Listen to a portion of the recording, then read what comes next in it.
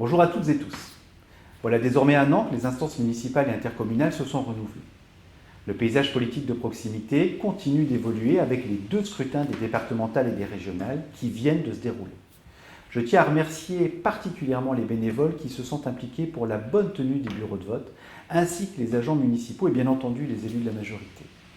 Les groupes d'opposition ont adopté des attitudes différentes et je ne peux que regretter que l'exercice de la citoyenneté ne soit pas considéré comme une valeur essentielle chez tous les élus.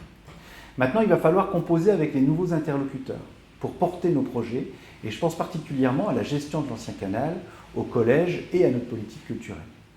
Ces chantiers sont comme d'autres fondamentaux pour tracer l'avenir de notre cité et vous pouvez compter sur moi et mon équipe pour servir avec détermination notre ville et notre bassin de vie. Les incivilités sous toutes leurs formes constituent une préoccupation forte et je peux vous assurer que j'utilise tous les leviers qui sont à ma disposition, en coordination bien entendu avec la police intercommunale et les services de gendarmerie. Je n'ai aucun état d'âme à réprimer et à me rendre au tribunal pour défendre les intérêts de la ville. Toutefois, c'est le levier de la prévention qui reste le meilleur investissement et je compte sur le déploiement du Conseil intercommunal de sécurité et de prévention de la délinquance et sur la mise en œuvre de l'espace de vie sociale pour apporter des réponses aux problématiques du quotidien. L'investissement d'avenir, c'est aussi avoir en tête d'accompagner les plus jeunes parmi nous pour qu'ils aient les mêmes chances de réussite que les autres.